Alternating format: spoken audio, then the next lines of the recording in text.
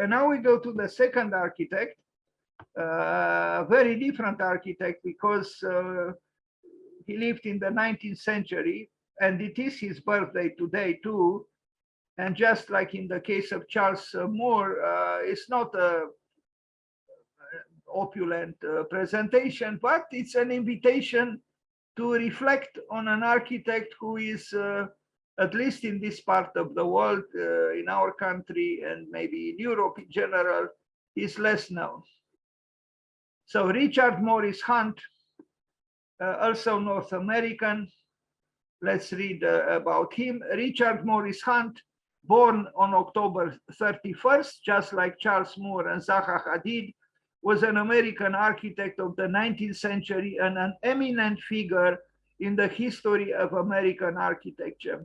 He helped shape New York City with his designs for the 1902 entrance facade and Great Hall of the Metropolitan Museum of Art, the pedestal of the Statue of Liberty, Liberty enlightening the world. You know very well that paradigmatic New York work, and many Fifth Avenue mansions since destroyed. That's a problem. Many works by him had been destroyed. Hunt is also renowned for his Biltmore estate, America's largest private house near Asheville, North Carolina, and for his elaborate summer cottages in Newport, Rhode Island, which set a new standard of ostentation for the social elite and the newly minted millionaires of the Gilded Age. This was the man, and doesn't matter how triumphant one is in life, life is short, and is short for all of us, and one day it will end. So again, perhaps we should be a little bit humbled by knowing this or remembering this. Now, you are going to see a painting by an important North American painter, John Singer Sargent, who painted is a portrait of Richard Morris Hunt from 1895. And, you know, he's presented in a rather romantic posture, but you can tell that this is a man fighter. And with his success at his disposal, maybe he didn't have to fight so much. But, you know, since architecture is a complex medium, I guess to be a warrior helps. Drawings, some drawings by Richard Morris Hunt. Yes, 19th century, mid-19th century, you know, handwork, manual work, watercolor a little bit. Here you see a very elaborate, you know, fence, you know, somehow, if I contemplate these works from the 21st century, I kind of miss them. I miss not so much this, but this, where you have this embroidery in iron, forged iron. Anyway, some watercolors, you know, he was trained, you know, in the Beaux-Arts tradition. So, you know, he didn't have Photoshop and scripting and programming and all the rest. Anyway, now a house which was destroyed, I would say tragically, because this Petit Chateau from 1886 was quite a remarkable building, if not very original. But I mean, the context where it was placed, I think it was striking. So it was built for this famous name, you know, Vanderbilt. And look at this, you know, it's yes, it's a chateau. Yes, it is nostalgically referring to Europe, but somehow, you know, from the perspective of the 21st century, I'm not critical towards this architecture. It's rich. It has, well, it doesn't any longer because it was demolished. I don't know why it was demolished, but it was demolished. And there are interesting things here that we don't even think of, in our time, to place a sculpture here, or, with this kind of ornaments. And, there is so much variety just in this corner of the building. And of course, this was the case in the past, in the more remote past. And look at this, compare these buildings here with this one. Well, it's true. It's a chateau. It was built for Vanderbilt. It was built for someone with the means to build a chateau in the middle of the city. But again, compare this building and these buildings with this one. And, these were not destroyed. It was destroyed, this one. And I don't know why, actually. It's hard for me to believe that it didn't, structurally was not built properly or anything, because this was a building with, probably unlimited budget. And we are going to see also the largest house ever built in the United States for the same client and by the same architect. I like this building. Now you could say I have a retrograde spirit or whatever, but I like it, and I think this building could have looked good in almost any important European city, and maybe not only European. The interior is also very opulent. Look at that staircase. There is skill here. Richard Morris Hunt was a skillful architect. Look at this, room, if we can call it a room. Yes, Adolf Loos probably would have collapsed, but, Adolf Loos had his opinions about architecture, and they are not the only ones. There are other opinions about architecture. Anyway, I personally would not have been very displeased to have such a room at my disposal, but I don't. And look, even here, it's just a small detail, the entrance into the building. There is variety and there is skill, and it was destroyed. And other buildings by him had been destroyed, like this one. And this one was destroyed rather, well, not recently, but, well, in much more recently than the other one. The New York Tribune is this building here. I lived in New York City for many years, but I don't remember seeing something like this. Maybe these buildings also were destroyed. But what we look at here is actually remarkable. And yes, this building was destroyed, but I think I have an image here showing cars. So it means it was destroyed after the Second World War. I don't know in what year. Anyway, but even here, look at the richness of the facade.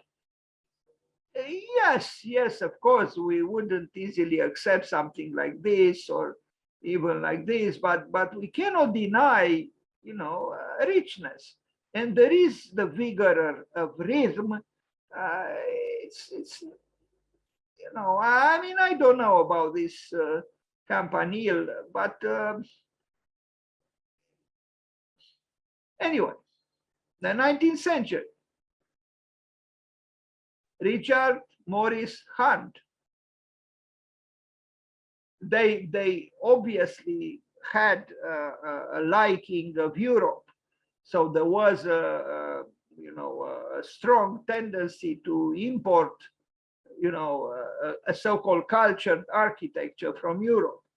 And somehow, in the context of America, of the Brave New World, where the dimensions were very different from Europe. I mean, this kind of tall building like this in Europe would have been, the talk of the town, if not the whole of Europe.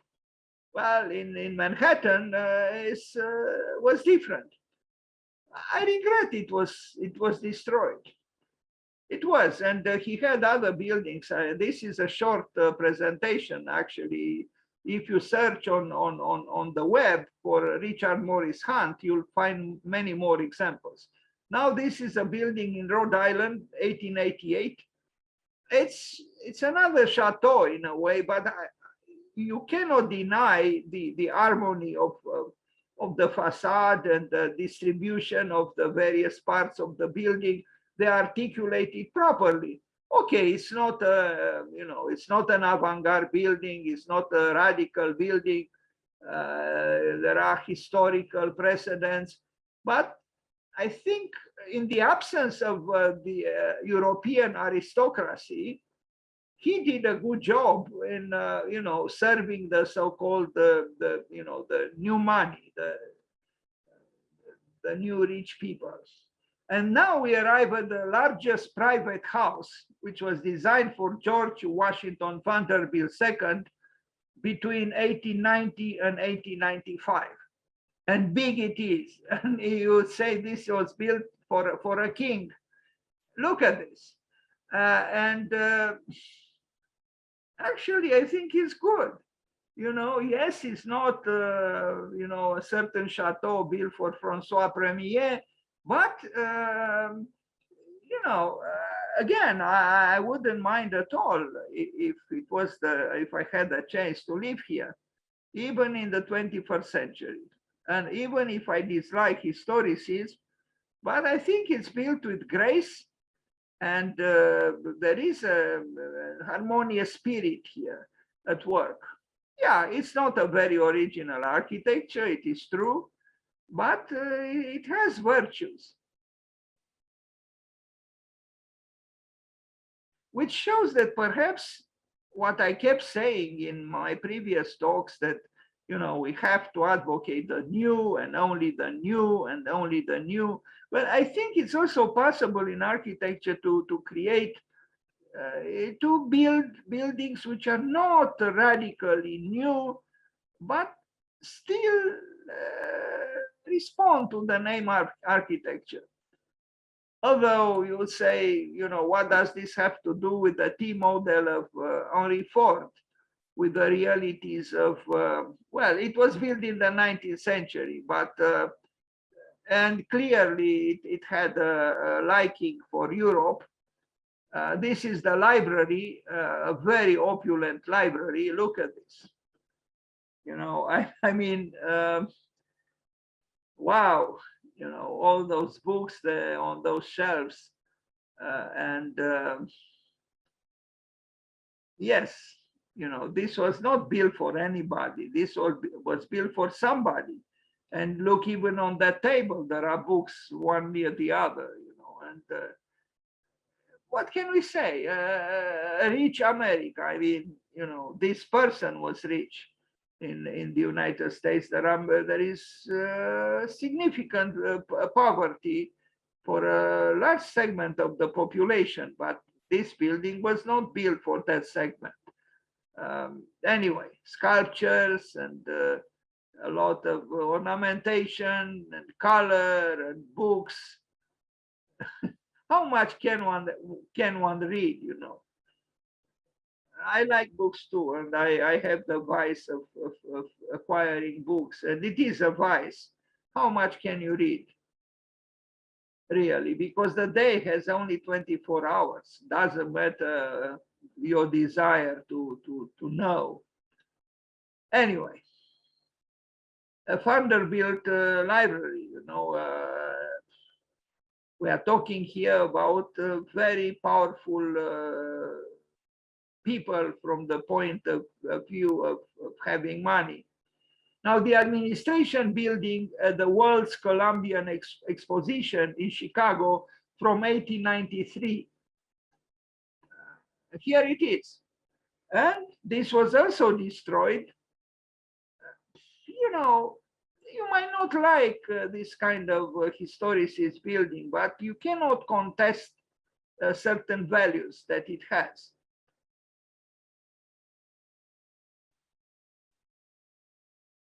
Everything that you see here vanished. It was destroyed. This is the destiny of world exhibitions, unfortunately. So he designed this building. This, it's called the administration building. 1895, 1893, 1893, yes. Now, I don't think it was warmer then than now, but why is it that now nobody is using umbrellas to, protect one from the sunlight? But they did it at that time, as you can see. Chicago.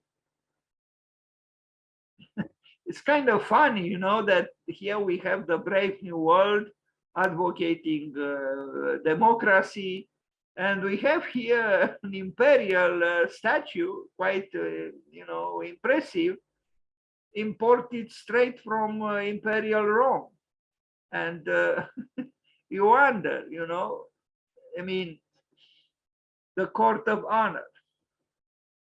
So this was the building by Richard Morris Hunt, the administration building. A lot of work went into building this building and building everything that you see here, or that you saw here, and now it's all gone. A different world, of course, a different world, but somehow it does have certain virtues that maybe we should reflect upon. Now, the Richard Morris Hunt's last design, and with this I end this short presentation, it's the Cathedral of All Souls. It's not really a cathedral, but it's a smaller building. But I first came across this image, which I liked, because it's almost modern. I mean, this part of the building, I think, is with its strict geometry and austerity, I think, could be called modern. Unfortunately, as a whole, the building is not like this. Anyway, apparently he designed, if I remember correctly, 14 or 16 churches, but only 6 were built, and the only one that survived the passage of time or the bulldozer is this one.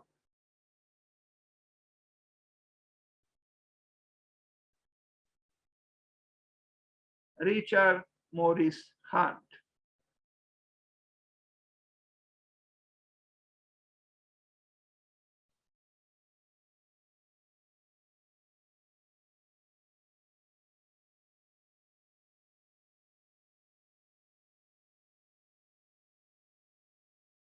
And apparently, this was the last design that he ever made before he died.